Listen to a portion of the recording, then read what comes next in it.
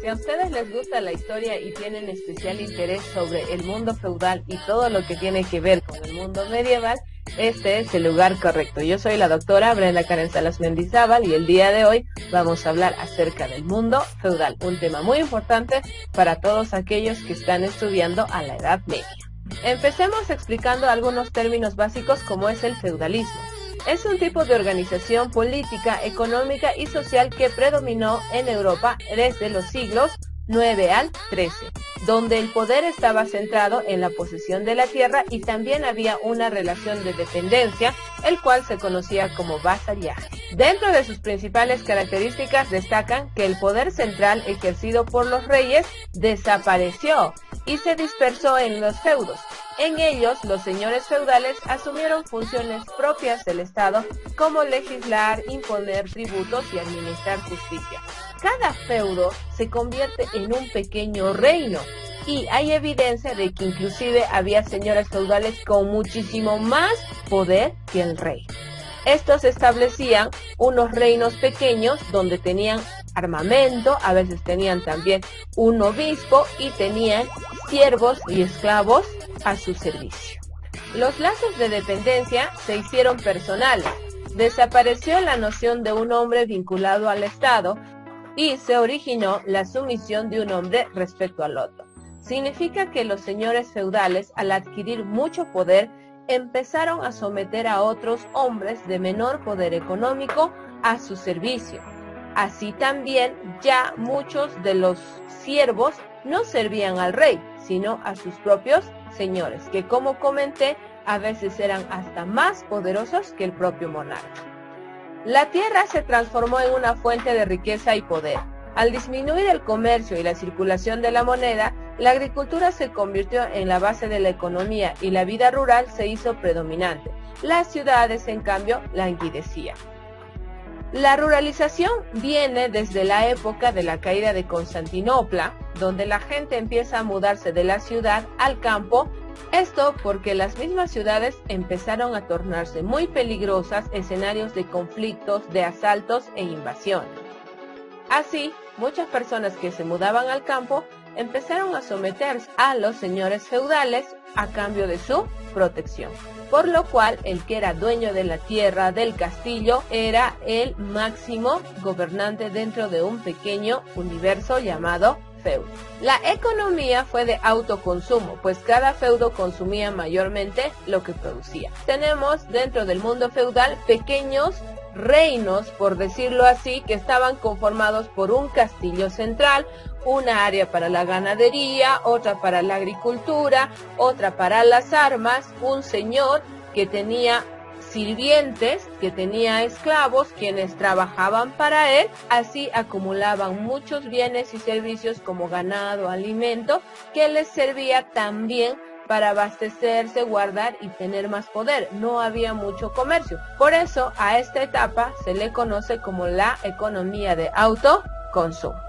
La sociedad fuertemente jerarquizada fue dominada por los grupos sociales privilegiados, la nobleza y el clero.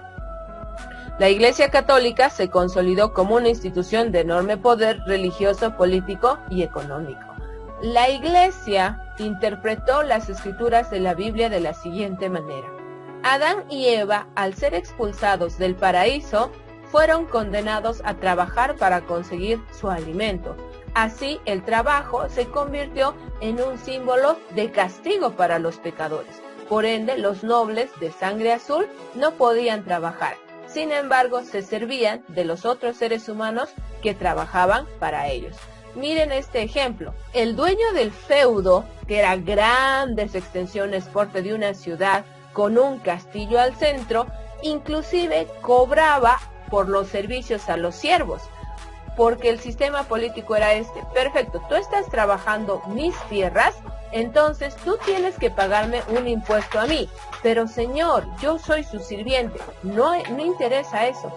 La tierra es mía y si tú vas a trabajar en mi tierra, vas a criar tu ganado en mi tierra, me tienes que pagar a mí. Así, los señores feudales se hacían cada vez más poderosos y los siervos seguían siendo explotados. Además, como habíamos comentado, La Iglesia también jugaría un papel muy importante utilizando algunas de las premisas de la Biblia para someter a las personas, como por ejemplo, bienaventurados sean los pobres porque de ellos será el reino de los cielos. Así sometían a la gran masa para que agradeciera ser pobre. El trabajo también se consideró como un castigo dirigido a los impuros debido a que Adán y Eva, cuando fueron expulsados del paraíso, uno de sus castigos fue ese, trabajar para conseguir sus alimentos. Manipularon esta información y sometieron a la gran masa del pueblo, conservando así a la élite de los nobles y del clero en el poder, avalados por la explotación de la masa trabajadora. En este contexto también se dio las relaciones de vasallaje. El vasallaje es el vínculo de fidelidad entre hombres libres, el señor y el vasallo. El clero y la nobleza se comprometían a prestarle apoyo militar al rey y consejo en el gobierno. A cambio, el rey daba tierras, feudos o bienes como compensación económica. Hablamos entonces de un rey gobernante, muchas veces solo en teoría, porque había feudos mucho más poderosos que establecían esta relación para apoyarse mutuamente en cuestión de conflictos, guerras, consejos, etc. Este vínculo se daba a través de dos rituales, los cuales eran el homenaje y la investidura. En el homenaje, el futuro vasallo se arrodillaba ante su señor, le juraba fidelidad, ofreciéndole combatir a su lado y otorgarle toda clase de ayuda, y le pedía que lo aceptase como vasallo. Si el señor aceptaba, se daba paso a la investidura. A continuación voy a narrar un texto del juramento del vasallaje, y dice así: en primer lugar hicieron el homenaje de la siguiente manera. El conde preguntó si quería hacerse por entero vasallo suyo, y él respondió: sí quiero. Y juntando las manos, el conde las apretó entre las suyas, al mismo tiempo que quedaron ligados uno al otro por medio de un beso. ¿Y profesora, se besaban entre varones? Sí, los besos entre varones eran muy frecuentes en esta época, así como lo siguen siendo en muchas culturas del presente, sin que tenga que ver absolutamente en nada su orientación sexual. En segundo lugar, el que había prestado vasallaje hizo juramento de fidelidad, ser fiel de ahora en adelante al conde Guillermo y guardarle mi homenaje por entero y proteger contra todos, de buena fe y sin engaños. En tercer lugar, juró sobre las reliquias de los santos. Después, el conde, con una vara que tenía en la mano, dio las investiduras a todos los que por medio de este pacto habían prometido protección, rendido vasallaje y prestado juramento. El contrato del vasallaje se mantenía hasta la muerte de una de las partes. Sin embargo, los herederos podían renovarlo por otro lado. Un vasallo podía realizar este contrato con varios señores y adquirir, por lo tanto, varios feudos. Ahora mencionaremos a la pirámide social feudal, que tiene el mismo sentido que las pirámides sociales que se desenvuelven en toda la Edad Media. Una clasificación principal está conformada por los nobles, los eclesiásticos y el pueblo llano. Los nobles era a quienes les correspondía combatir para proteger al resto de la sociedad.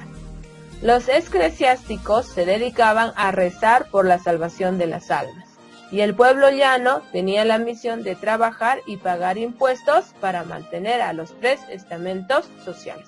Los nobles, que eran los dueños de los feudos y generalmente tenían títulos nobiliarios, no eran del todo zánganos, de hecho, sino que tenían la misión de dar protección al feudo. A la vez, si ellos eran vasallos de algún reino, también ayudaban a combatir alguna invasión. En esta época se daban mucho las invasiones por los terrenos, las guerras también, y se luchaba permanentemente por conservar los límites del reino. De otro lado, el poder de la Iglesia se dedicaba a rezar para la salvación de las almas. En este tiempo se creía que se debía de sufrir en la tierra para poder ganar el cielo. Y el pueblo llano, que era la clase menos privilegiada, tenía que trabajar y pagar impuestos que podían ser al rey o al propio señor feudal para mantener a los tres estamentos sociales. Como les comenté, suficiente era estar bajo la protección de un señor para tener que pagarle impuestos. Esto por su protección y también porque te daba un pedazo de su tierra para que tú lo trabajes. Así también, si criabas ganado, una parte de este ganado tenía que ir para él. Cuidabas el ganado del señor, cuidabas tu ganadito, pero a la vez también una parte de tu ganado iba a parar como impuesto al señor feudal. Así de explotadora era la situación en esta época histórica. Dentro de la organización social hablaríamos de algo que nos encanta tanto a varones y mujeres por el misticismo que implica, que son los caballeros. ¿Quiénes eran los caballeros que vemos en las películas, en los castillos y nos encantan tanto? Los caballeros eran los vasallos menores que no tenían grandes feudos o a veces no tenían ninguno, pero sí tenían armas y caballos para combatir por su señor. Hay algunas curiosidades respecto de ellos. No todos los caballeros tenían el mismo rango. Los caballeros que luchaban bajo el mando de otros eran denominados caballeros solteros, mientras que los que comandaban grandes grupos de lucha eran conocidos como caballeros vanerenses. Para subir de rango había que demostrar logros, valentía y habilidades de lucha. Otro aspecto que los caracteriza es la fortaleza de sus caballos. El caballo de batalla era el corcel. Se solían proteger con una barda hecha de cuero o de metal, a modo de armadura, y eran ejemplares verdaderamente poderosos, capaces de soportar el peso del caballero y su armadura sin problemas. Estos caballos también se denominaban destreros y eran muy caros, llegando a costar hasta 10 veces más que un caballo común. A la existencia de los caballeros le debemos la frase palabra de honor.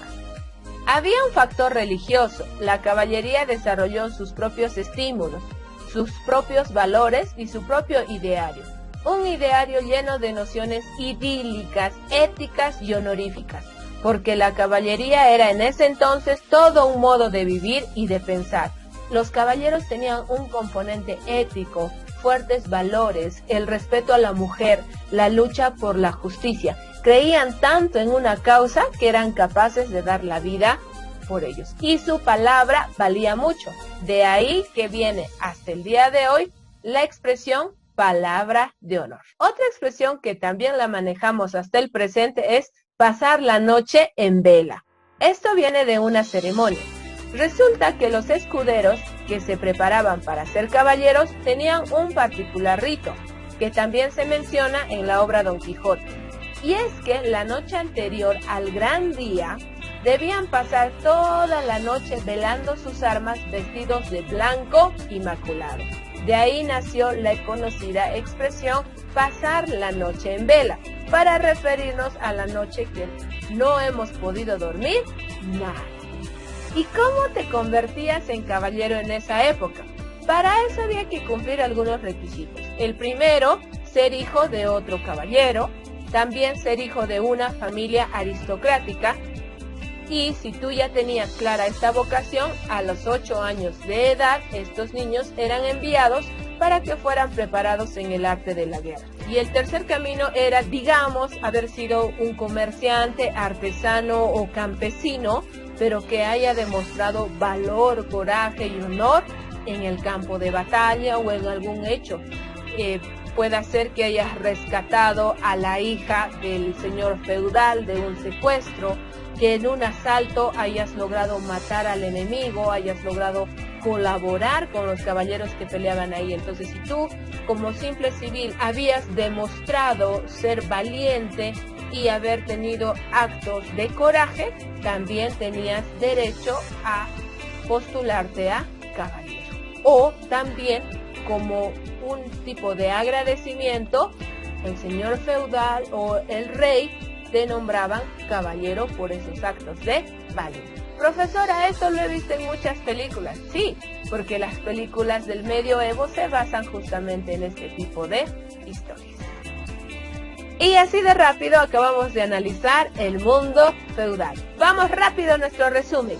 Dijimos que el mundo feudal era un tipo de organización política, económica y social que predominó desde el siglo IX hasta el siglo XIII. Se llama feudal porque el poder estaba centrado en la tierra.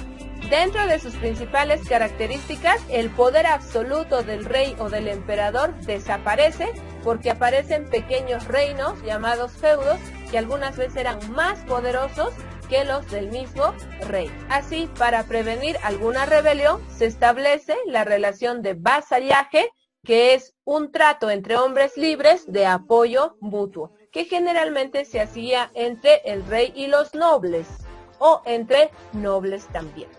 La tierra se transforma en la fuente de riqueza y poder porque la agricultura, principalmente seguida de la ganadería, eran las actividades económicas predominantes. Y como cada reino tenía su castillo, su zona de agricultura, ganadería y armas, el comercio también desciende, haciendo que cada feudo se convierta en un pequeño universo autosuficiente. En esta etapa, la división de las clases sociales, la conserva del linaje, la pureza de sangre era totalmente marcada. Los amores entre clases sociales eran prohibidos y jamás podía haber una posibilidad de mezcla. A tal punto que en esta época sí se permitía los matrimonios entre primos, tío o sobrina, porque lo que se buscaba era conservar la pureza de sangre, algo que en estos días pues es muy controversial, pero que en aquella época sí se practicaba. En este tiempo también la Iglesia Católica juega un papel muy importante haciendo interpretaciones polémicas de la Biblia que orientarían a la gran masa popular a someterse, a permanecer pobres, utilizando la Biblia como principal instrumento de manipulación. Y recuerden que la pirámide social feudal obedecía a las características propias del medioevo, donde la nobleza y el clero eran sociedades privilegiadas que explotaban a la masa trabajadora y vivían muy lujosamente a costa de ellos a través del cobro de los impuestos, que por cierto eran muy explotadores y excesivos. Y bueno, esto ha sido el tema de hoy, el mundo feudal. Yo soy la doctora Brenda Salas Mendizábal y conmigo será hasta otro interesante tema. No se olviden de darle like y compartir. Recuerden que este es un espacio abierto para todos, así que siéntanse libres de compartir el conocimiento. ¡Nos vemos!